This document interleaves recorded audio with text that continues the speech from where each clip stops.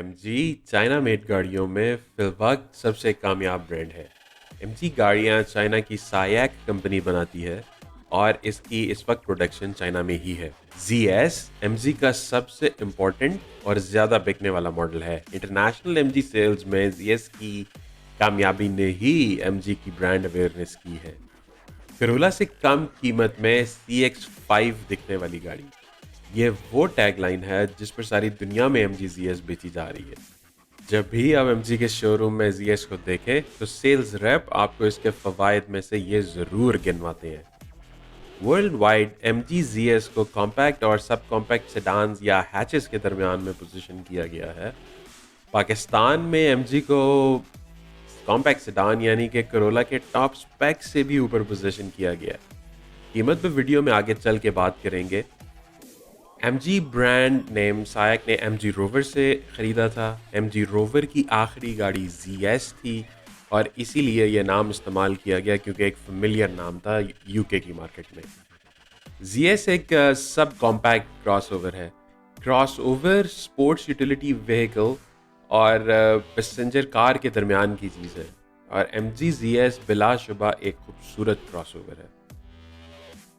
पाकिस्तान में M G ZS की पुरानी शेप मुतारिफ करवाई गई है। ये 2016 में इंट्रोड्यूस हुई थी, 2019 के एंड पे चेंज हो गई है और नई शेप लिफ्ट है जिसको अब ZST कहते हैं।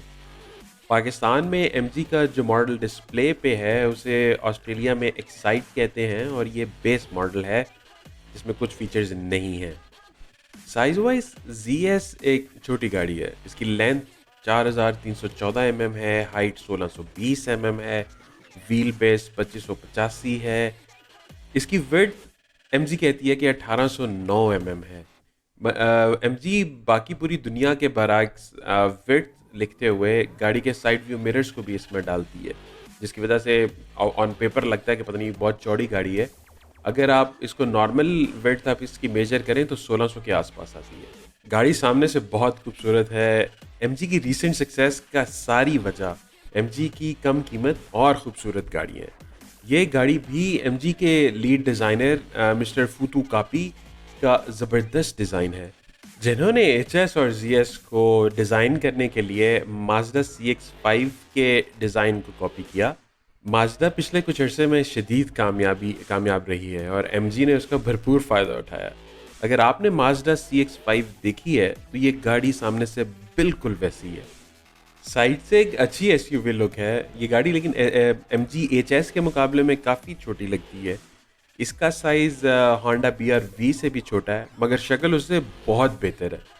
क्रॉस ओवर्स अपनी कैटेगरी की सेडान से लेंथ में कुछ छोटी होती हैं, मगर ये वाह ही छोटी है। इसकी बैक साइड काफ़ी किया स्पोर्टाज जैसी है। इसका डिग्गी खोलने वाला मैकेनिज्म बड़ा मज़ेदार सा है। पहले तो समझ नहीं आती कि बटन किधर है, मगर अगर लोगों की पिछली तरफ उंगली दें तो खुल जाती है। ऑटो बूट का फंक्शन नहीं है इसलिए खुद ही खोलनी पड़ती है, मगर अच्छी खुली है, काफ़ी गहरी है, इसलिए चीज़ें अंदर बाहर करने में काफ़ी ज़ोर लग सकता है। बूट फ्लोर जो है वो 2 हाइट्स पे एडजस्ट हो सकता है। इसको ऊपर रख के आपका काम आसान किया जा सकता है।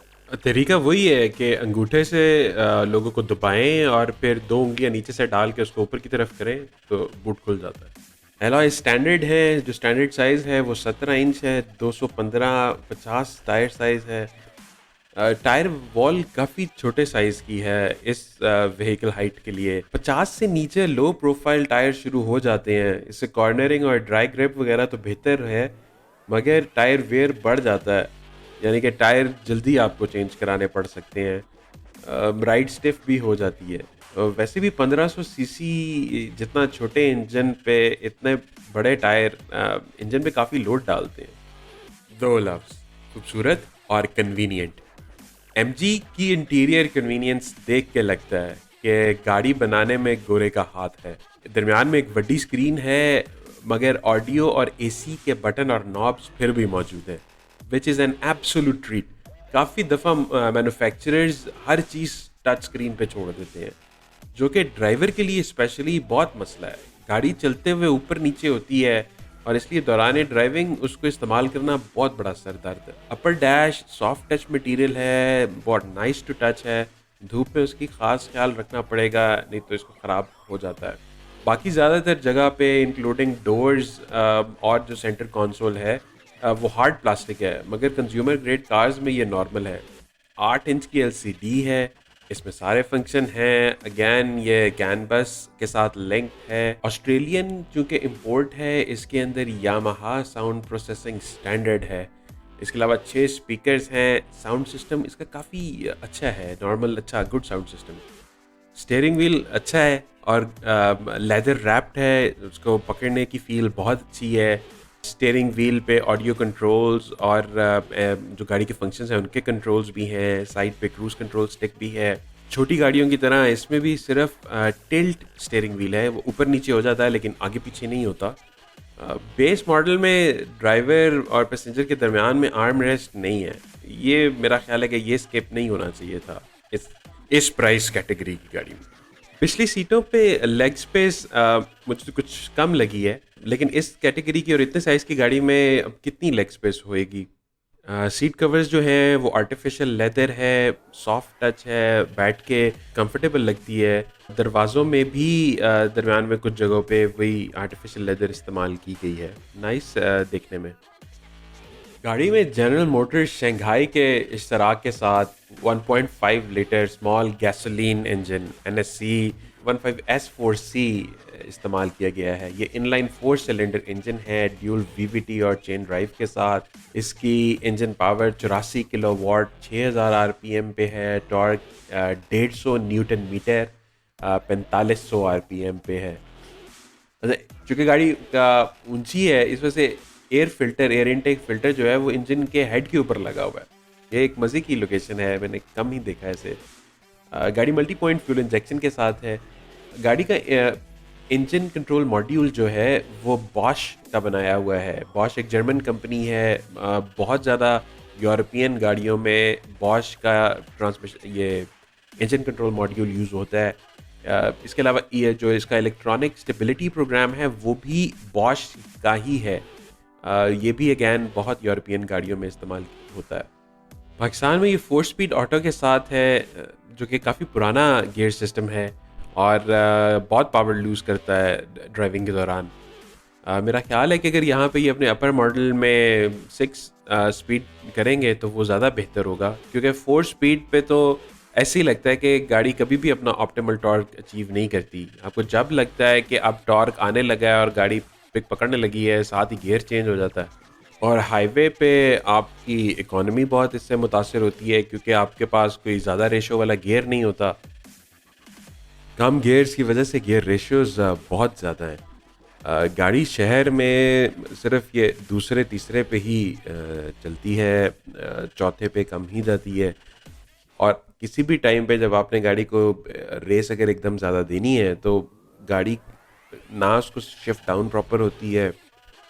It's not a good feeling कि आप इसको ना शहर में मज़ा है चलाने का। तो लॉन्ग रूट पे ठीक है, लेकिन वो हर वक्त गाड़ी ज़ोर लगा रही होती है। और जैसे मैंने पहले कहा, गाड़ी को कुछ भी करने के लिए, थोड़ी सी भी उसमें मूवमेंट को आप फील करने के लिए 3000 RPM क्रॉस करने पड़ते हैं आपको। गाड़ी के दीगर फीचर्स की बात करें तो वही 6 स्पीकर इसमें ऑडियो है, यामाहा की डिस्प्ले साउंड प्रोसेसिंग है, क्रूज कंट्रोल है, रेयर पार्किंग सेंसर्स हैं, रेयर व्यू कैमरा है, रूफ रेल्स लगी हुई हैं। एयर कंडीशनिंग इसमें मैनुअल है, लेकिन उसकी इलेक्ट्रिकल इनपुट आपको उसकी नज़र आती है, जो उसकी स्क्रीन है उसमें। व्हील आर्च में मोल्डिंग लगी हुई है, जिसकी वजह से नॉइज़ कम आएगी अंदर कैबिन में। प्रोजेक्टर हेडलैम्प्स हैं, electrically adjustable side view mirrors हैं, टायर प्रेशर मॉनिटरिंग सिस्टम है, स्टीयरिंग व्हील पे ऑडियो कंट्रोल्स हैं। इसके अलावा इलेक्ट्रॉनिक पावर स्टीयरिंग इसका जो है उसमें 3 मोड्स भी हैं, कंफर्ट, नॉर्मल और स्पोर्ट। मेरे ख्याल में ये गिमिक ही होता है, बट एटलीस्ट है तो अच्छा है।